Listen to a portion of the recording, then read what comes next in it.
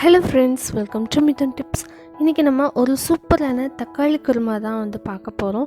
தட்டில் இட்லி வைக்க காலி ஆகிக்கிட்டே இருக்கும். அவ்வளோ ஒரு டேஸ்டியான இந்த தக்காளி குருமா எப்படி செய்யலான்னு பார்க்கலாம். அதுக்கு முன்னாடி நம்ம சேனலில் இன்னும் நீங்கள் சப்ஸ்கிரைப் பண்ணலைன்னா மறக்காமல் கீழே இருக்க red colour subscribe button press பண்ணிக்கோங்க. அப்படியே பக்கத்தில் இருக்க பெல் ஐக்கானும் ப்ரெஸ் பண்ணிக்கோங்க. அப்போ தான் நம்ம சேனலில் போகிற வீடியோஸ் நீங்கள் மிஸ் பண்ணாமல் பார்க்கலாம். இந்த குருமாவுக்கு நம்ம அரைக்க வேண்டிய பொருட்களை முதல்ல அரைச்சி எடுத்துக்கலாம். அதுக்கு 1.5 கப் அளவுக்கு துருவன தேங்காய் எடுத்துக்கலாம். அதில் பாதி அளவுக்கு பொட்டுக்கடலை, 3/4 கப் அளவுக்கு பொட்டுக்கடலை எடுத்துக்கலாம்.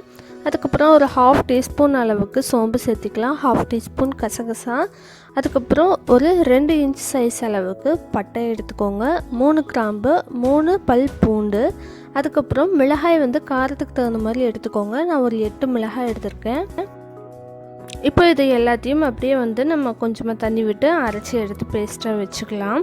அடுத்தது ஒரு கடாய் ஹீட் பண்ணிக்கோங்க. அதில் தேவையான அளவுக்கு எண்ணெய் சேர்த்திட்டு அதில் ஒரு 1/2 டீஸ்பூன் அளவுக்கு கடுகு சேர்த்திடலாம்.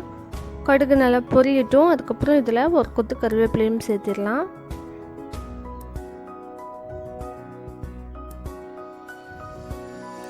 இது கூட ஒரு பெரிய சைஸ் வெங்காயத்தை இந்த மாதிரி ஸ்லைஸ் பண்ணிக்கோங்க. அதையும் சேர்த்திக்கலாம். இது நல்லா பொன்னிறமாகணும், அது வரைக்கும் நல்லா வதக்கி விட்டுக்கலாம். இன்றைக்கி நம்ம செய்யக்கூடிய அளவு பார்த்திங்கன்னா ஒரு 8 பேர் சாப்பிடலாம். அதுக்கு நம்ம ஒரு வெங்காயம் 5 தக்காளி எடுத்துக்கிறோம். வெங்காயம் நல்லா பொன்னிறமாக ஆகணும், அந்த அளவுக்கு நல்லா வதக்கி விட்டுக்கலாம். இப்போ நல்லா கலர் சேஞ்ச் ஆகிடுச்சு. இதில் நம்ம பொடியாக நறுக்கி வச்சுருக்கிற தக்காளி சேர்த்துடலாம். 5 மீடியம் சைஸ் தக்காளி எடுத்திருக்கேன். அதை முடிஞ்ச அளவுக்கு நல்லா பொடியாக நறுக்கிக்கோங்க.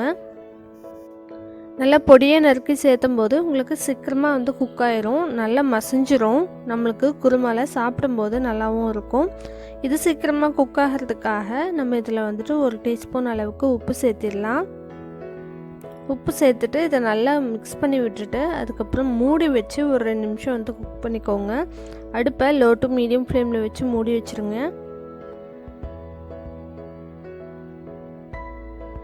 ஸோ உப்பு சேர்த்தாச்சு, நல்லா கலந்து விட்டுட்டு அதுக்கப்புறம் இதை மூடி வச்சிடலாம்.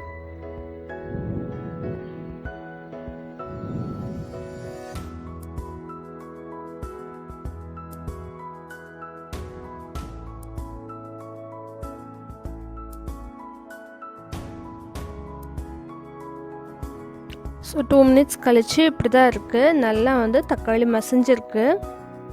இப்போ நீங்கள் பார்த்தீங்கனாலே தெரியும். இந்த அளவுக்கு ஆனதும் நம்ம அரைச்சி வச்சுருந்தோம் இல்லையா, அந்த பேஸ்ட் இதில் ஆட் பண்ணிடலாம்.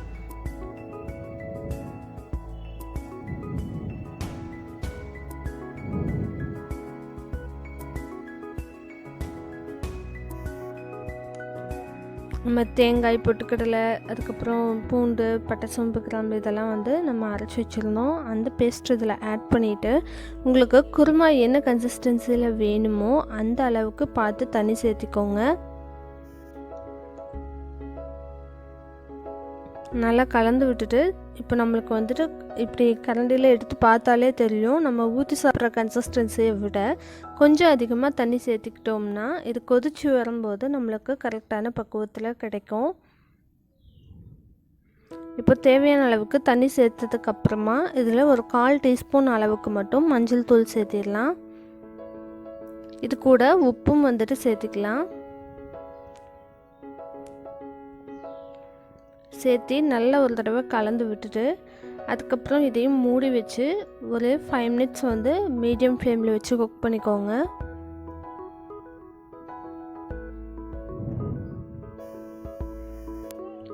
நம்ம அந்த அரைச்ச பேஸ்ட்டை சேர்த்ததுமே பார்த்திங்கன்னா நல்ல ஒரு வாசனை கிடைக்கும். இது குக்கானதும் பார்த்திங்கன்னா ரொம்பவே ஒரு நல்ல டேஸ்ட் அண்ட் வாசனையோடு இருக்கும். கண்டிப்பாக இட்லி எல்லாருமே கூட தான் சாப்பிடுவாங்க, அவ்வளோ டேஸ்டியாக இருக்கும். ஸோ இப்போ மூடி வச்சாச்சு. ஒரு 5 மினிட்ஸ் மீடியம் ஃப்ளேமில் வச்சு குக் பண்ணிக்கோங்க.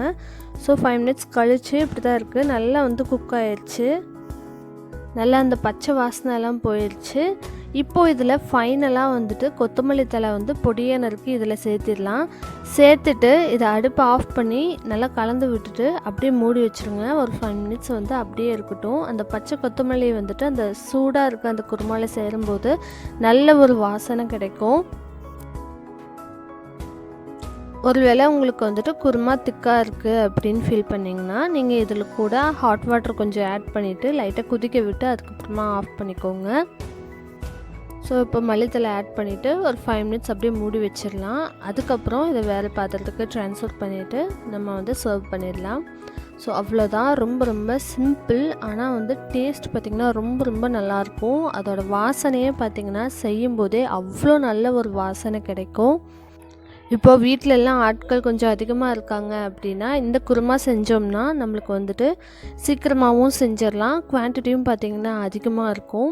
நீங்கள் இது குருமா வந்து அதிகமாகணுன்னா பொட்டுக்கடலையும் தேங்காயும் கொஞ்சம் அதிகமாக போட்டாலே வந்துட்டு இன்னுமே குருமா வந்து அதிகமாகிடும். அதுக்கு ஏற்ற மாதிரி ஒரு கூட 1-2 தக்காளி, ஒரு வெங்காயம் இந்த மாதிரி ஆட் பண்ணிக்கோங்க. அப்படி ஆட் பண்ணும்போது ஒரு 10 பேர்லாம் தாராளமாகவே வந்து சாப்பிடலாம். ஸோ இந்த ரெசிபி உங்களுக்கு கண்டிப்பாக பிடிச்சிருக்கும்னு நினைக்கிறேன். இந்த ரெசிபி உங்களுக்கு பிடிச்சிருந்தா நீங்களும் ட்ரை பண்ணி பார்த்துட்டு எப்படி வந்துச்சுன்னு சொல்லி கீழே கமெண்ட் பண்ணுங்கள். தேங்க்ஸ் ஃபார் வாட்சிங்.